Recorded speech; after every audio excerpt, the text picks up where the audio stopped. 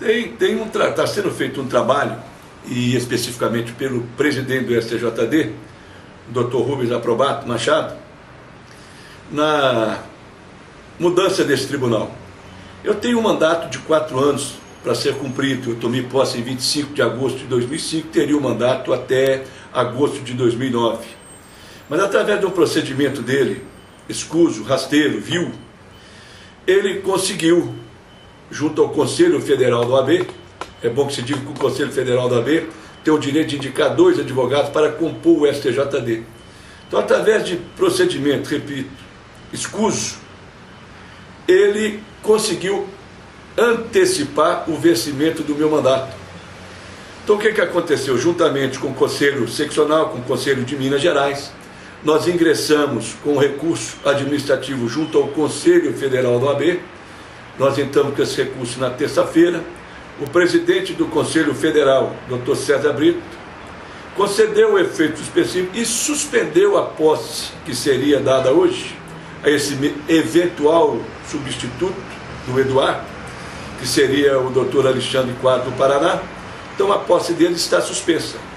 Quer dizer, nós vamos tratar desse assunto junto ao Conselho Federal da OAB, e eu tenho hoje ao meu lado, defendendo os meus interesses e o interesse dos mineiros e dos advogados mineiros, a própria seccional de Minas Gerais, através do seu presidente Raimundo Canto e do conselheiro federal João Henrique Café. Eu só conheço uma porta, é a de entrada.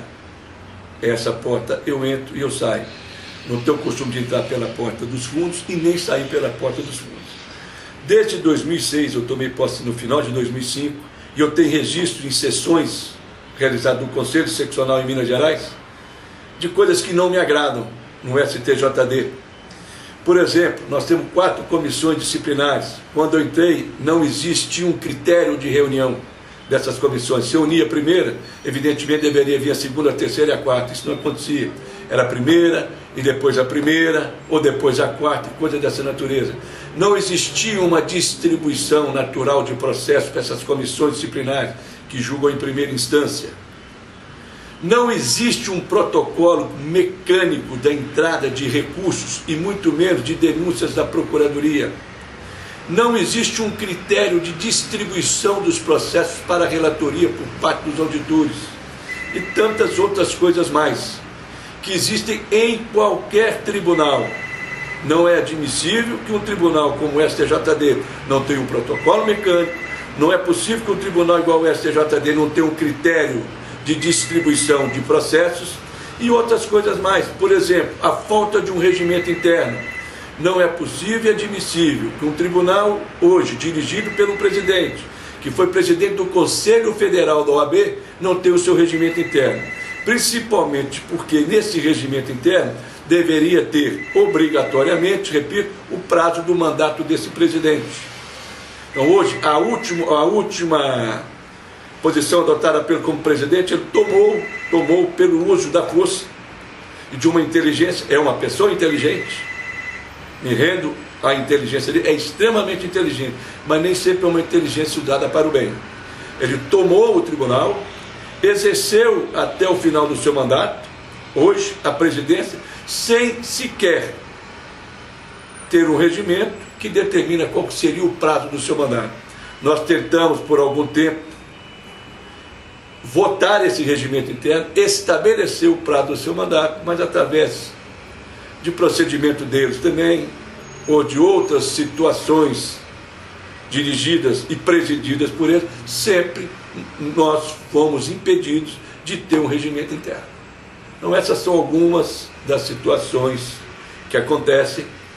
Existem outras, mas eu prefiro, no momento, ficar só com essas.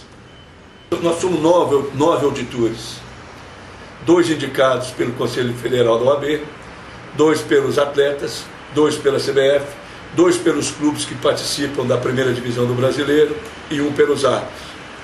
Então não existe a obrigação de ter um mineiro, mas o que eu posso lhe dizer é que quando eu tomei posse em agosto de 2005, eu fui o único auditor a compor o tribunal fora do eixo Rio-São Paulo. Fui o primeiro. E não existe essa obrigatoriedade. Não existe a obrigação de ter um mineiro. Mas é bom que preserve no tribunal pessoas e representantes de outros estados. Isso é saudável, é salutar. Quebrar, talvez, essa hegemonia de Rio e São Paulo, sempre à frente de tribunais, ou especificamente do STJD, como foi até por volta de 2005 e 2006. Obrigatoriedade não, mas seria prudente que o tribunal fosse composto por auditores de diversos estados desse imenso país que é o Brasil.